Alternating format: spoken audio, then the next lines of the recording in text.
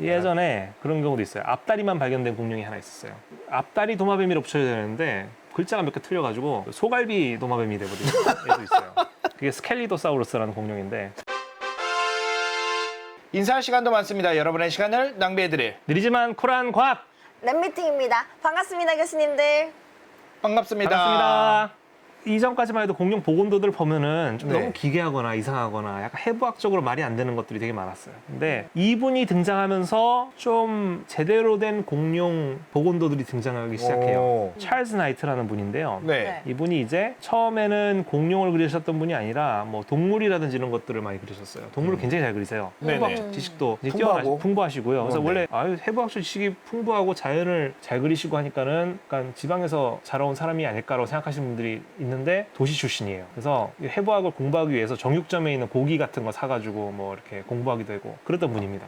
저분이 정말 대단한 게 처음에는 이제 과거에 살았던 발굽동물 포유류 화석을 복원하는 일을 시작했다가 나중에는 공룡을 이제 복원하는 일을 하게 되는데 이분이 찾아간 학자분이 있어요. 그 뭐냐면 아까 에드워드 코프라는 분이에요. 그분이 이제 거의 이제 돌아가시기 직전에 찾아가요. 그래서 이 코프라는 분이 자기가 지금까지 발견했던 혹은 이제 알고 있는 해부학적인 그런 지식들을 다 전수했는지 모르겠어요. 근데 최대한 노력을 많이 했어요. 그래가지고 이제 전수를 할 때 이제 그린 것 중에 하나가 바로 이 동물이거든요. 암피코엘리아스라는 공룡인데 지금 보면 물 속에 있어요. 네네. 물 속에 있는데 저 위에 스케치는 코프가 그린 거예요. 대충 그린 거고 그 밑에 있는 거를 찰스 나이트가 그린 거예요. 근데 또 재밌게도 보면은 이전까지만 해도 공룡들 보면은 완 초록색이거나 회색이거나 다 민무늬였어요. 근데 보시면은 굉장히 호피무늬 같은 공룡을 얼룩이 그렸어요. 있어요. 네. 얼룩이 있어요. 처음으로 얼룩무늬가 그려져 있는 공룡 그림이에요, 저게. 근데 얼룩이 있었는지 이런 거는 모르는 거잖아요. 사실 있었겠죠, 사실은. 왜냐면은 몸을 숨겨야 되잖아요, 공룡이. 물론 이제 저렇게 큰 공룡 같은 경우는 몸을 숨길 필요는 없었겠죠. 근데 이게 참 재밌는 게요. 이게 찰스 나이트라는 분이 파충류 쪽을 굉장히 잘 아시는 분이었기 때문에 저렇게 한 거예요. 왜냐면은 그 전에 덩치 큰 공룡들을 복원할 때 오늘날 살아있는 덩치 큰 동물이 해봤자 포유류잖아요. 덩치 큰 포유류들은 포유류 자체가 사실 무늬가 별로 없어요. 색이 별로 없어요. 그 이유는 색을 잘 못 보거든요, 포유류가. 냄새로 주로 의사소통을 해요. 포유류가요? 포유류가요. 색을 못 봐요? 가시광선 너머로는 잘 못 봐요. 근데 웬만한 다른 동물들은 가시광선 너머는 보거든요. 아, 그래요? 새, 파충류, 가시광선 너무 어디를 보나요? 그 자외선 적외선 다 봅니다. 새라든지 이런 동물들이 북쪽 어떻게 찾아가는지 아세요? 자기장 보고 가는 거예요. 아, 진짜로? 네. 자기장을 딱 눈으로 보고 가요.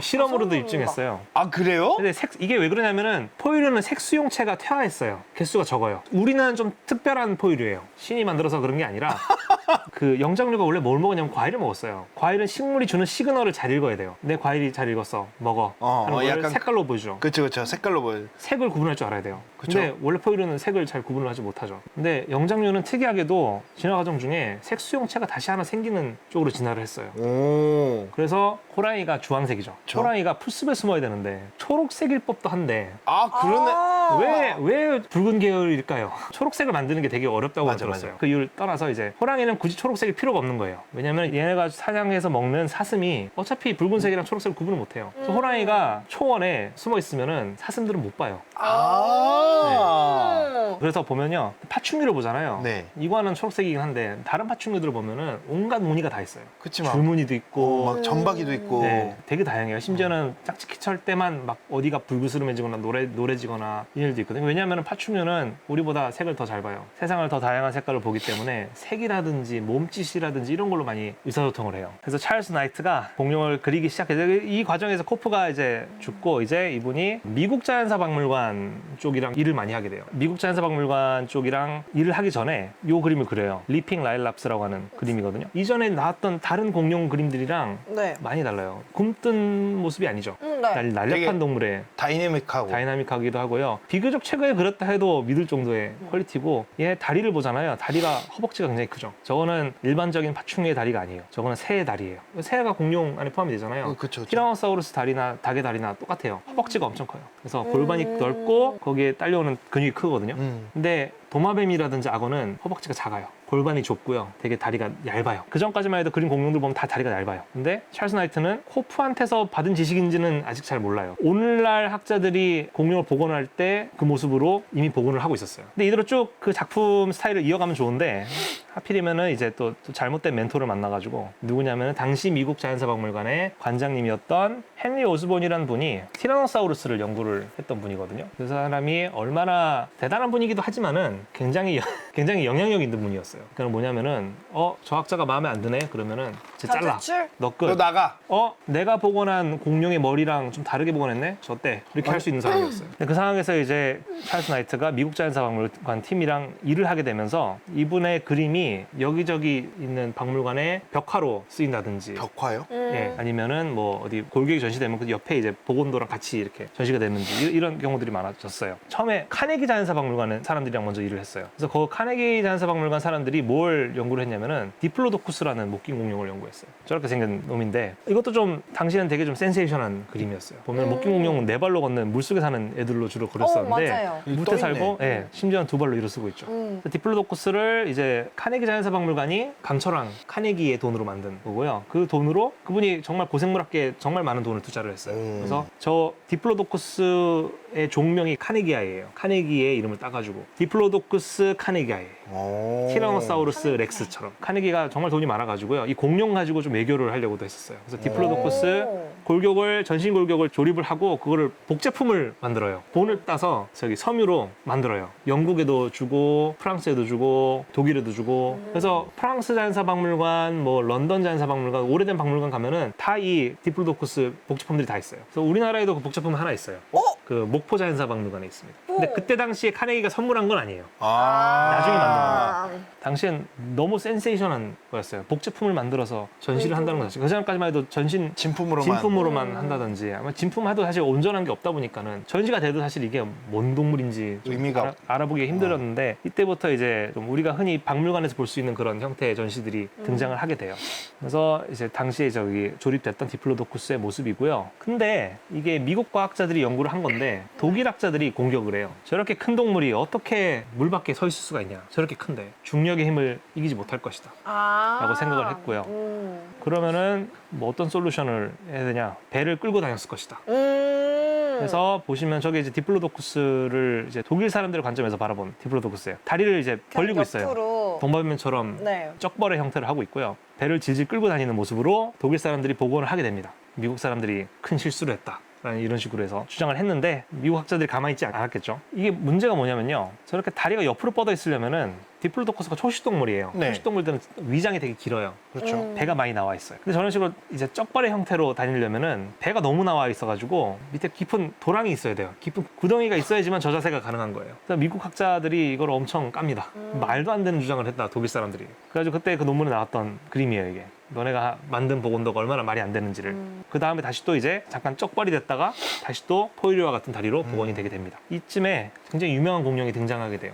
티라노사우루스예요. 드디어 티라노사우루스가 발견돼요. 원래 티라노사우루스 이전에 가장 큰 육식공룡은 알로사우루스라는 애였어요. 알로사우루스. 근데 티라노사우루스는 거의 뭐 알로사우루스의 몸 길이로 따지면 거의 한 2배? 당시에는 좀 알로사우루스 제일 컸는데 알로사우루스보다 배로 더 큰 공룡이 발견되니까는 당시에 미국 자연사박물관의 관장인 그 헨리 오즈본 관장이 이거를 미국 자연사박물관 홍보용으로 사용하자 결심을 하게 됩니다. 그래서 이름도 굉장히 멋진 이름을 붙여줘요. 티라노사우루스, 폭군도마뱀, 렉스, 왕, 폭군도마뱀의 왕. 그래서 보도자료 나갈 때도 공룡의 왕이라고 표현을 하게 돼요. 그렇죠. 도배가 됩니다. 그 티라노사우루스 공룡의 왕이라고 표현한 이유 중 하나가 티라노사우루스 가장 큰 육식공룡은 아니에요. 저때 오즈본 관장이 그런 식으로 홍보를 했기 때문에 지금도 우리는 공룡의 왕이라고 부르는 거예요. 근데 재밌게도 이 티라노사우루스가 보고된 논문에 보면요. 티라노사우루스가 한 마리가 더 나와요. 근데 오즈본은 그걸 몰랐어요. 재밌게도 이 티라노사우루스는 같이 살았던 갑옷공룡의 골편이랑 같이 발견됐어요.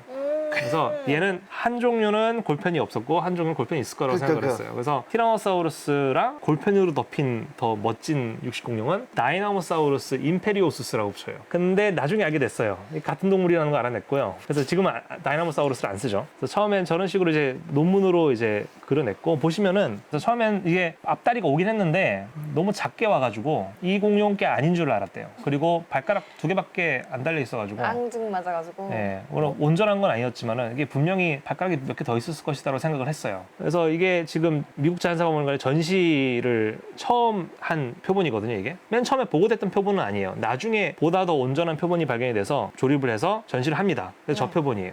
지금도 있어요. 자세만 좀 바뀌었고요. 그럼 꼬리 끌고 있죠. 이 사람도 공룡하면은 파충류고 파충류면은 느리고 게으르고 진화의 실패작이라고 생각했던 분이었어요. 그래서 보시면 또 재밌는 게 발가락이 3개예요. 앞발가락이. 네. 처음에는 3개로 복원을 했었어요. 다른 육식공룡들처럼. 어. 저 표본이 보시면은 되게 좀 익숙할 거예요. 어디서 많이 본 표본 같지 않으세요? 영화 쥬라기 공원 보셨죠? 네. 쥬라기 공원 로고. 주라이거 로고. 쥬라기 공원 로고에 있는 공룡이 저거예요. 저 표본이에요.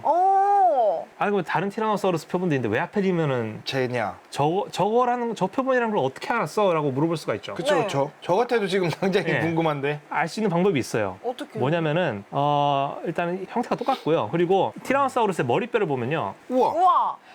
우와. 축소 모형인데요. 이게 실제 우와. 티라노사우루스 머리뼈를 3D 스캐닝을 해서 축소해서 뽑은 거예요. 근데 보시면은 구멍이 여러 개가 있죠. 주둥이 앞쪽이 이쪽이고 네. 그다음에 이제 콧구멍이 여기 있고요. 그다음에 여기 있는 넓은 구멍이 하나 있어요. 이거를 이제 전 안화창이라고 하는데 편하게 그냥 눈앞 구멍이라 할게요. 네. 이 눈구멍이 여기 있고 그다음에 앞에 있는 구멍. 그다음에 이 뒤에는 이제 턱 근육들이 블록블록하게 튀어나오는 구멍이에요. 그래서 눈 앞에 이 구멍이 있는데 보시면은 여기가 살짝 여기가 좀 얇아요. 여기 보통 얇은데 아까 그 표본 보시면요. 네. 여기가 살짝 지나치게 좀 볼록하게 튀어나왔을 거예요. 골격을 보시면은 지나치게 튀어나왔어요. 앞쪽이. 근데 저게 입천장 쪽에 있는 뼈 하나가 화석화되는 과정 중에 떨어져 나가서 여기 붙은 거예요. 근데 그 보존된 형태를 보이는 거는 저 표본밖에 없어요. 얘는 안 그렇죠. 다른 티라노사우루스도 안 그래요. 근데 저 미국 자연사박물관에 있는 저 표본만 입천장 뼈가 코 쪽에 붙었어요. 근데 쥬라기 공원 로고에 등장한 애도 그 형태를 띄고 있어요. 그래서 원래 그게 아닌데 그게 그렇게 돼가지고 이건 줄 알았다. 네. 근데 보면 이빨이 되게 많이 튀어나왔잖아요. 네. 처음에 한동안 사람들이 얘네가 이빨이 많이 튀어나와 있으니까는 입을 다물어도 이빨이 막 삐죽삐죽 튀어나왔을 거라고 보일 것 같은 소문이 했는데 같은 건. 근데 이것도 사실은 화석화되는 과정 중에 잇몸이 없어지고 하면 이빨이 느슨해져가지고 다 빠져나와요.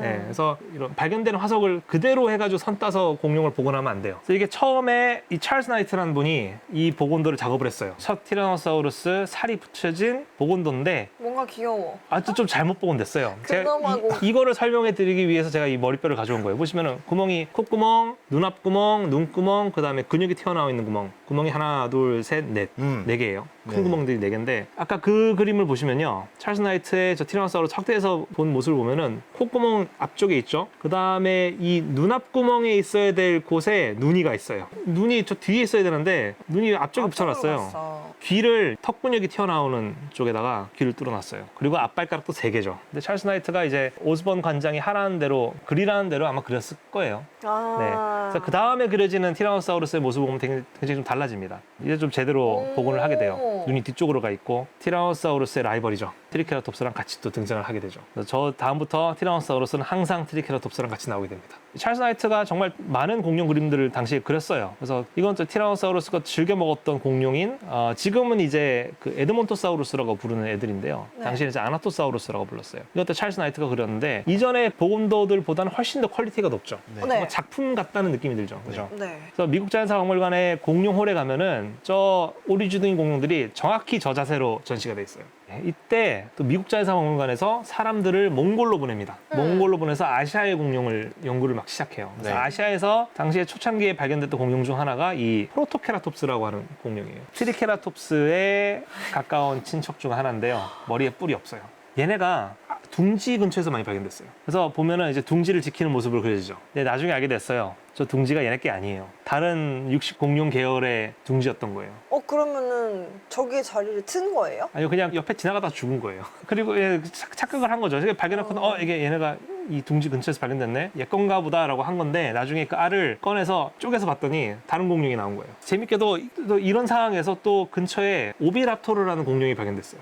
알도둑이라는 이름이 붙여졌어요. 얘가 혹시 이 프로토케라톱스의 알을 훔치러 왔다가 프로토케라톱스가 알 둥지를 지키는 과정 중에서 얘를 물어 죽인 게 아닌가 생각해서, 왜냐면 머리가 으스러진 채로 발견이 돼서, 그래서 생각을 했는데 달고 봤더니 알을 쪼개서 봤더니 오비랍토르예요. 얘는 알도둑이 아니었던 거죠. 근데 이름을 못 바꿔요. 학계에서는 한 번 이름 붙여주면은 바꿀 수가 없어요. 예전에 그런 경우도 있어요. 앞다리만 발견된 공룡이 하나 있었어요. 앞다리 도마뱀이라고 붙여야 되는데 글자가 몇 개 틀려가지고 소갈비 도마뱀이 돼버린 애도 있어요.